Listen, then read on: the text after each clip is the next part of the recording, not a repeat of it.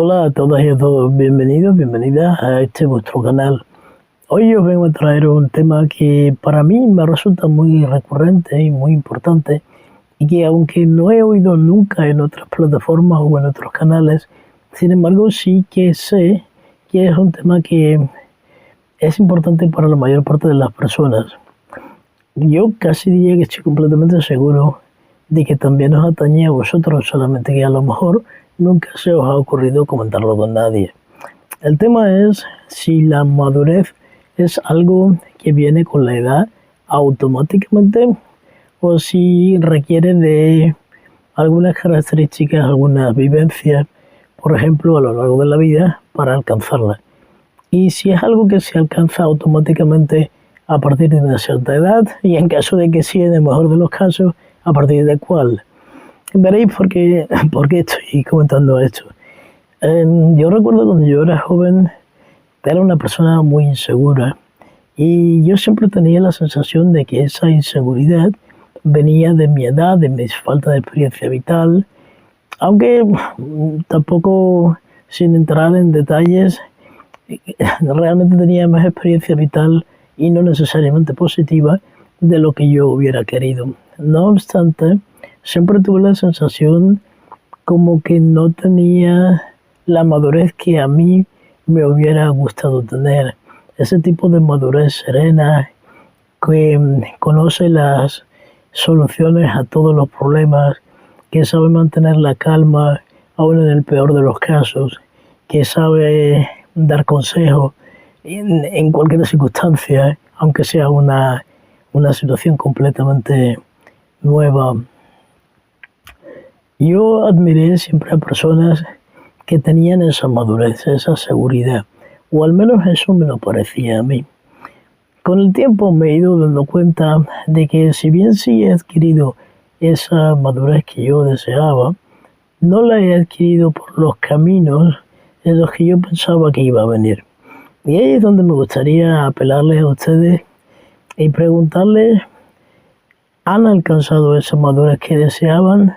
Y en caso de que sí, ¿la han alcanzado de la manera en la que pensaban adquirirla? Esto es de manera, como le llaman ahora, de manera orgánica con los años, de manera, vamos a llamarle de manera natural. ¿O ha ocurrido algo en su vida de usted que le hiciera cambiar radicalmente? Que digamos que formara su personalidad de tal manera que ya no hubiera una vuelta atrás. En mi caso sí que hubo varios eventos en los que yo me di cuenta que no había sabido defender mis derechos con respecto a otras personas que habían traspasado las fronteras más allá de las amistades, más allá, a veces más allá del amor, y habían sacado beneficio de conocerme mucho más de lo que hubiera sido moral o éticamente justo. En el caso de usted que está ahí escuchándome, sí, a usted me refiero, a usted que está ahí escuchándome, ¿tiene usted la sensación de haber alcanzado la seguridad en sí mismo que usted deseaba?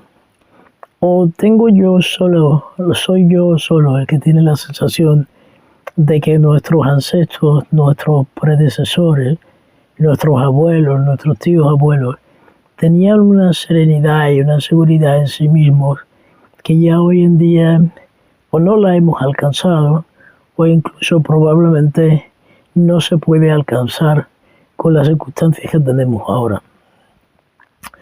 Diciendo esto, no lo tenía preparado, pero me viene a la mente un caso de una compañera mía de bachillerato que contaba siempre que otras personas hacían mofa de sus padres, que eran ya bastante mayores, ella era la hija pequeña de la familia, y no, la verdad no sabría decir, asumo que ni siquiera eran tan mayores, pero ella contaba que sus padres eran muy mayores y tenían todo el típico mueble de salón que ocupaba toda la pared. Estaba todo, yo conste que yo también lo vi una vez de casualidad, estando en casa de ella. Tenían absolutamente todos los cajones y puertas del gran mueble de salón lleno de botellas de aceite de oliva. Y esto, de lo cual ella hacía mofa, tenía una razón de ser, o un origen al menos, que ella misma conocía. Esto es, los padres habían vivido la guerra, asumo que se refiere a la Guerra Civil Española, y les había faltado de todo, pero sobre todo les había faltado aceite para cocinar, o incluso para comer con pan, que antiguamente se comía con la merienda. Y entonces tenían, hasta tal punto estaban tan traumatizados con esa idea, no sé si se puede decir traumatizados, pero definitivamente habían estado muy marcados con esa idea.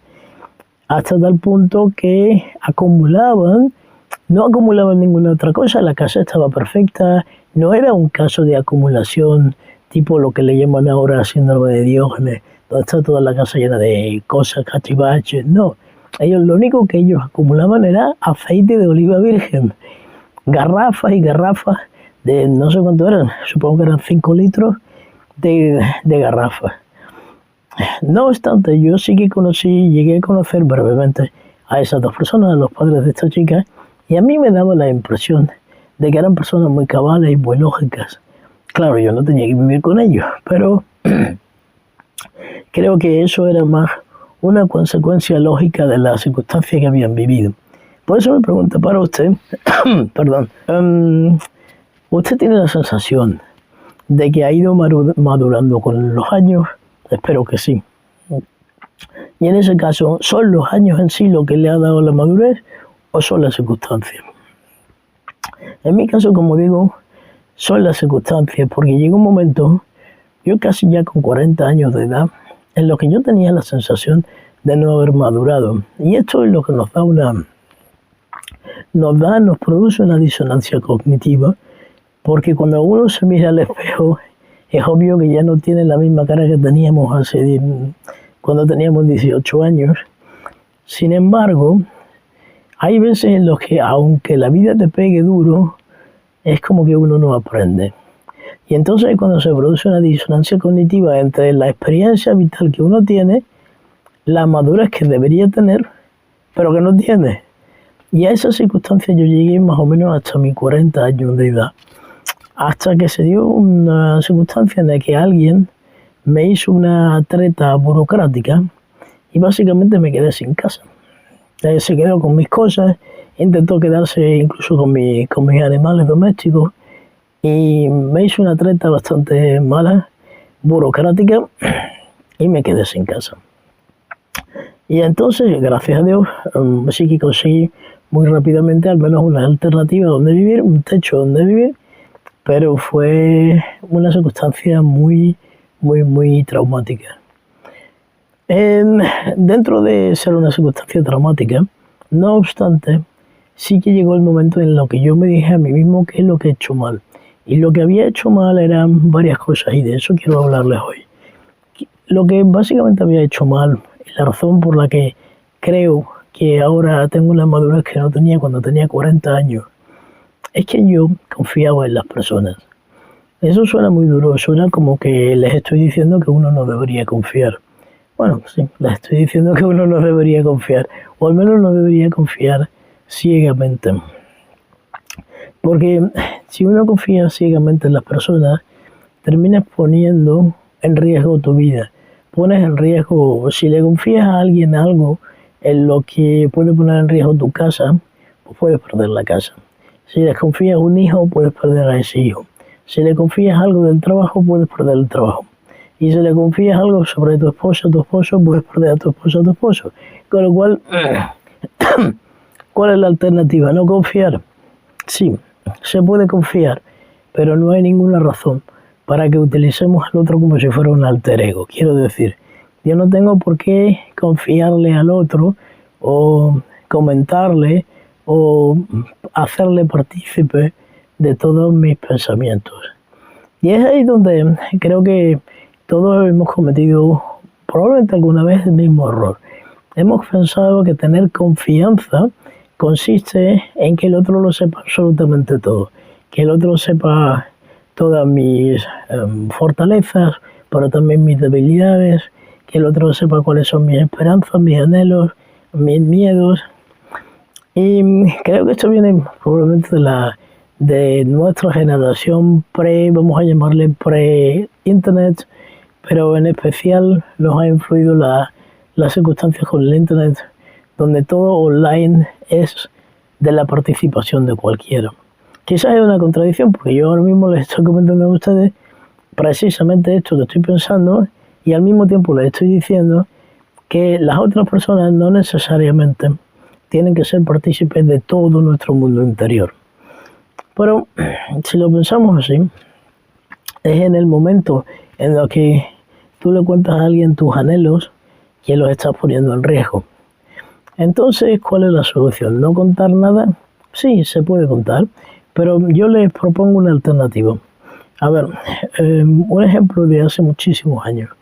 Yo tenía una amiga que estaba saliendo ya casi 3 o 4 años con un chico que era 16 años mayor que ella. No, un hombre, un señor que era 16 años más mayor que ella. Este señor estaba divorciado y tenía 2 hijos, pero la situación estaba muy estable con su expareja. Los hijos los tenía él muy de vez en cuando, creo que una vez al mes, un fin de semana. El resto del tiempo estaban con su ex señora y no había mayor conflicto en la pareja, ni había discusiones más sobre el tema de pareja. Estaba divorciado oficialmente, tenía la burocracia en orden, todo estaba bien. Ellos habían estado saliendo 3 años, estaba todo bien, y él además tenía una profesión en la que básicamente su futuro estaba completamente resuelto. Tenía vivienda en propiedad, incluso varias, iba a ser heredero de otras tantas viviendas de propiedad que tenía su familia, iba a ser además el heredero único, y bueno, su situación financiera era tan buena que él prácticamente casi no tenía que trabajar. Trabajaba más por hobby que por trabajo, más o menos. Visto esto, ella me comentó que me dice, le voy a decir a mis padres que me voy a vivir con, vamos a llamarle Pepito, le estoy cambiando el nombre, ¿no? Le voy a decir a mis padres, el lunes, me dijo, el lunes, le voy a decir a mis padres que me voy a ir a vivir con Pepito. Entonces yo, quizás fue ese día, no sé, tenía las pilas puestas, tenía una batería especial, no sé. Ese día probablemente estaba yo bastante más cuerdo que el resto del tiempo en esa edad. Y le dije, bueno, una pregunta, ¿tú se lo quieres comunicar o lo quieres discutir? Y me dijo, bueno, pues no lo quiero discutir, se lo quiero comunicar. Digo, es que la forma en la que le has dicho, le voy a decir a mis padres que me voy a vivir con Pepito, tú sabes cómo son, le dije. Si tú le dices a alguien, en especial tengo que decir, en el ámbito de habla hispana en general, si tú a una persona de habla hispana, estoy hablando en un contexto cultural, no es una crítica malévola, pero sí un contexto cultural, y les pido por favor que sean capaces de ver estos comentarios en ese contexto. Si tú a alguien de habla hispana le dices, el lunes me voy a vivir con Pepito, la persona sin mala intención entiende que tú le estás pidiendo su opinión. Le entiende que lo normal es que te diga, pues yo lo veo bien, pues yo lo veo mal, pues ten cuidado porque no sé qué, pues no me parece bien, porque... Es decir, te van a empezar a dar su opinión. Si además resulta que son tus padres, pues lógicamente estás dando pie a toda una discusión, o mejor dicho, que ellos van a interpretar que les estás pidiendo permiso. Entonces mi pregunta a ella fue, ¿tú quieres informarles o quieres su visto bueno, o sea, su bendición, o quieres pedirle permiso? Y me dijo, no, yo no le quiero pedir permiso, yo estoy segura que me voy a ir a vivir con él. Y entonces le dije, entonces no le digas, me voy a ir, entonces no le digas, oye, mira que te tengo que decir que me voy a ir a vivir con Pepito. Entonces búscate la fecha y poco antes le dices, mira, tal día me voy a ir a vivir con Pepito. ¿Cuál es la diferencia? La diferencia es que si constantemente estamos comentando las cosas, nuestras cosas personales, con otras personas, lo que va a pasar es que la otra persona, mientras menos asertivos nosotros seamos, esa otra persona va a interpretar que le estamos pidiendo permiso. Aunque seamos adultos de 70 años, da igual. En especial si es la familia. porque ya saben, ustedes ya saben que para la familia tú siempre tienes 4 años. Entonces, yo creo que es un error que comete mucha gente, que es decir algo, soltar la idea e inconscientemente esperar la aprobación de la familia, la aprobación ya sea de tus padres, de tus tíos, de quien sea, con quien tengas un apego más emocional, más cercano. Y no te estás dando cuenta. Esto ocurre mucho, fíjate qué curioso, ocurre mucho con el tema de trabajar por cuenta propia. Yo conozco muchísima gente que ha tenido ideas geniales y que hoy por hoy serían probablemente millonarios si no se les hubiera ocurrido ir a su madre y decirle: mamá, estoy pensando que me voy a hacer autónomo, que voy a montar una empresa. Y entonces, claro, ¿qué es lo que pasa ahí? Pues ahí viene toda la retahíla de razones por las que no te va a ir bien, por las que tú no sabes, y tú no sabes, y fulano lo hizo y le salió mal, y el otro lo hizo y terminó perdiéndolo todo. El apego emocional muy fuerte que sienten muchas personas de habla hispana con sus amigos o con sus familiares o incluso con vecinos de toda la vida, es justamente lo que les lleva a sentirse más inseguros a la hora de tomar una decisión por sí mismos y a la hora de decir: voy a poner una empresa. Si tú dices voy a poner una empresa, lo tienes que dejar de una manera tan tajante, tan clara, y no empezar a discutir los detalles. Porque en el momento que empiezas a discutir los detalles, parece como si le estuvieras dando poder al otro para que él o ella decida si puede poner la empresa o no. No sé si me estoy explicando bien. Es como si cada vez que comentas algo con alguien, un plan que tengas, es como que a pesar de que tú en tu cabeza ya lo tienes más que decidido, incluso que puedes haber dado los primeros pasos en temas de burocracia o en temas financieros, en el momento que tú lo comentas, la otra persona interpreta como que estás en la fase de pedir permiso o pensándote si eventualmente lo vas a hacer. Y si eso lo aplicamos en todos los ámbitos de nuestra vida, a cuando te compras una vivienda o alquilas una vivienda o te vas a vivir a otra ciudad o decides cambiar de profesión o decides divorciarte o decides casarte o decides tener un hijo o no tenerlo, lo que sea, que tú en el momento que tú lo comentas en plan estoy pensando, pues puede que le estás dando pie al otro para que te empiece a hacer un bombardeo de ideas. En vez de hacerlo tú solo, lo haces con el otro. Y lo haces con el otro cuando en realidad tu estado mental, o sea, tú ya estabas más avanzado o más avanzada en esa idea de lo que está el otro, porque el otro se acaba de enterar de la idea. Entonces, ¿cómo lo hacemos? No contando nada. Yo creo que sí. Pero yo estoy seguro que es mucho más efectivo decir: yo voy a hacer tal cosa o estoy haciendo tal cosa. Incluso lo mejor es decir he hecho tal cosa, porque así si ya lo has hecho y te ha salido bien o mal, ya puedes decidir si lo cuentas o no y no te va a caer la carga de ideas de uy no, eso te va a salir fatal. Creo que esa era la diferencia entre nuestros abuelos y nosotros. Yo no recuerdo jamás en la vida que mi abuelo dijera voy a hacer tal. Él decía he hecho. Incluso no decía ni siquiera he hecho, sabía que había hecho algo. Esta necesidad tan imperiosa que todos tenemos de decir lo que vamos a hacer, hablar de nuestros anhelos. Yo me puedo imaginar de dónde ha venido eso, pero no se trata de echarle la culpa a ninguna otra cultura. Se trata simplemente de decir, es bueno comunicar los sentimientos, pero muchas veces cuando le comunicamos los sentimientos a alguien, lo único que logramos es levantar la inseguridad, despertar el desasosiego, el desequilibrio. Es como, es un chiste que yo siempre decía, es como aquella famosa frase de Pepe, no sé si te quiero o no sé si te amo, ¿qué vas a hacer después? Tú después de escuchar eso, ¿qué haces? Eso ya es como enterrar es enterrar la relación y echarle tierra por encima y poner una losa grande. Aunque nos vendan la idea del decir no sé, parece como que uno admite su sensibilidad, su vulnerabilidad y parece algo muy deseable hoy en día. Yo quiero haceros pensar sobre el hacer todo lo contrario, sobre el transmitir la seguridad, porque cuando tú transmites seguridad, también le das seguridad al otro y también le das al otro esa base, ese suelo sobre el que puede construir.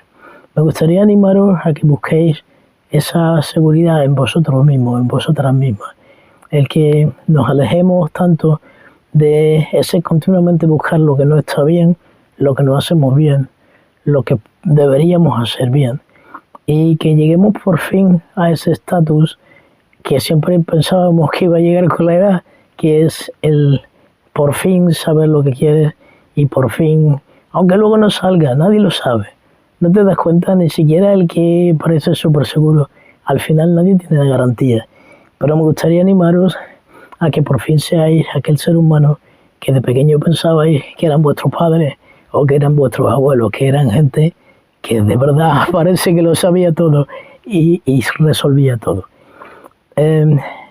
Me gustaría mandaros un abrazo a todos a todas las que estáis ahí, y me gustaría animaros a preguntaros cómo veis este tema, si realmente os ha ocurrido como a mí, que siempre esperáis tener una madurez que no vino cuando vosotros pensabais, sino vino con las circunstancias.